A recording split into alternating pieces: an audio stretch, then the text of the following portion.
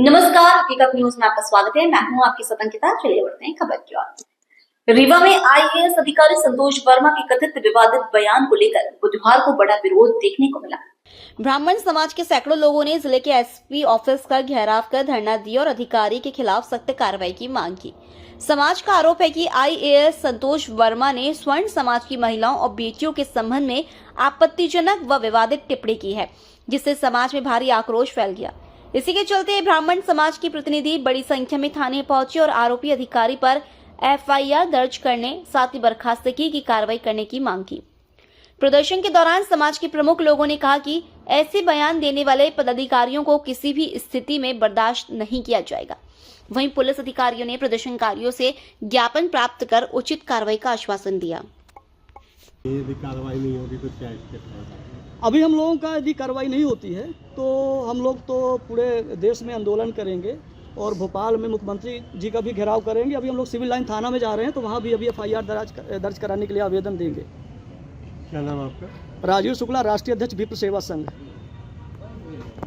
ब्राह्मणों को ही टारगेट किया जा रहा है। मैं बार बार इसीलिए आप लोगों के माध्यम से, मैं आप मीडिया बंधुओं के माध्यम से ये कहना चाहता हूं कि जिस तरीके से वर्तमान परिवेश में ब्राह्मणों को टारगेट किया जा रहा है, ये बर्दाश्त के बाहर है। हमारी महिलाएं भी, हमारी मातृशक्तियां भी सड़क में आ गई हैं। इतना ये अंदर से क्षुब्ध हैं, इनको इतनी तकलीफ है कि ये सड़क पे उतरने पे मजबूर हैं। तो निश्चित तौर पे शासन प्रशासन को, देश के प्रधानमंत्री, मुख्यमंत्री, जितने भी नेता बैठे हैं, उनको इस बात को आज समझने की आवश्यकता है कि अगर महिला सड़क पे उतर आई है, ब्राह्मण समाज सड़क पे उतर आया है, तो निश्चित तौर पे पतन का कारण बनेगा। ब्राह्मण ने हमेशा समाज को दिशा दी है। हमें मजबूर ना की जाए कि हम फरसा उठा के सड़क पे उतरने को तैयार हों।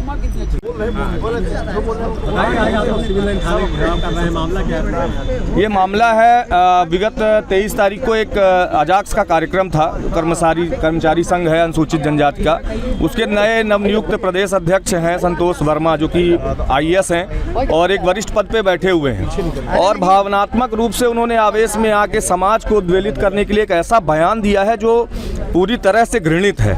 आप किसी भी समाज की बहन या बेटी हो, उसके लिए आप ऐसे शब्द कैसे इस्तेमाल कर सकते हैं खुले मंच से?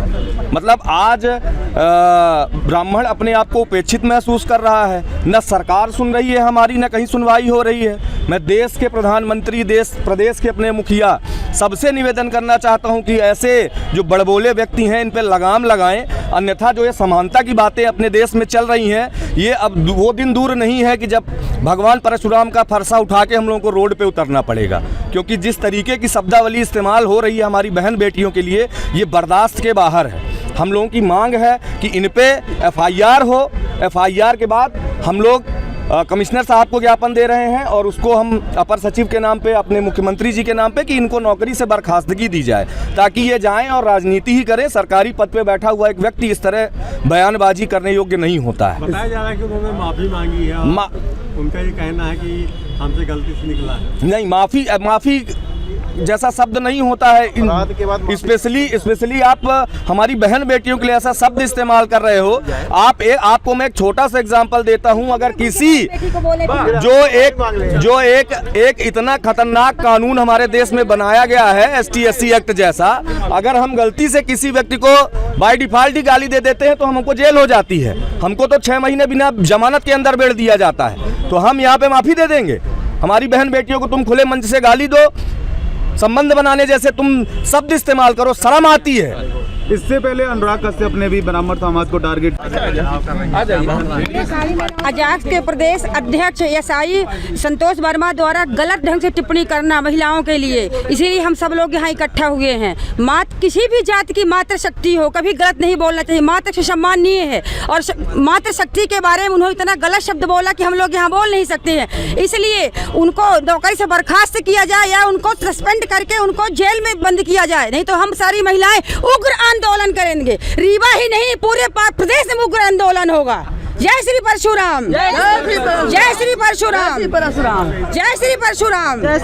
शासन गलत कर रहा है, आरक्षण देकर शासन गलत कर रहा है। कार्रवाई नहीं होगी, माफी मांगने से काम नहीं चलेगा। उनको सस्पेंड करके और उनको जेल में बंद किया जाए। अभी तक जैसे कार्रवाई नहीं हुई, नहीं होती तो फिर क्या आगे आंदोलन होगा। भोपाल मामला क्या? एक सोशल मीडिया के माध्यम से आप लोगों को भी जानकारी मिली हुई होगी।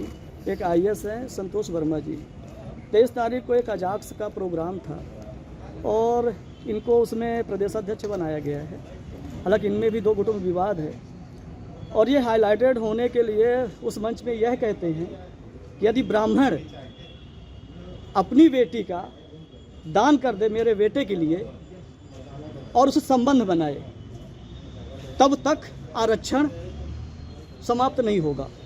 जब वो संबंध बनाएगा, ब्राह्मण अपनी बेटी इनको दान करेगा, तब ये आरक्षण खत्म करेंगे। आरक्षण एक संवैधानिक मुद्दा है, वो हम लोगों से उससे बहुत कोई लेना देना नहीं है, लेकिन किसी एक जाति को टारगेट करना ये बहुत गलत बात है और एक ट्रेंड बन चुका है कि किसी को फेमस होना है तो वो ब्राह्मणों को गाली देगा और फेमस हो जाएगा। अब वर्मा जी हाथ जोड़ के माफ़ी मांग रहे हैं, लेकिन उनकी जो गलती है वो क्षमा योग्य नहीं है और हम लोग तो पूरे देश में अभी आंदोलन करेंगे। ब्राह्मण सुदामा भी है, ब्राह्मण दधिच भी है और ब्राह्मण परशुराम जी भी।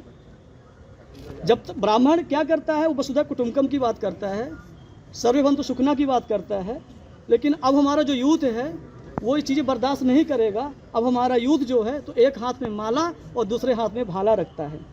मैं SP साहब को अभी यही निवेदन किया हूँ कि ये ज्ञापन मैंने उनके माध्यम से मुख्यमंत्री जी को दिया है और इसको तत्काल यहाँ से फॉरवर्ड करें, इनके ऊपर FIR हो और तत्काल इन्हें प्रभाव से बर्खास्त करें। यही मांग लेकर के हम लोग यहाँ पे ज्ञापन देने आए हैं। यदि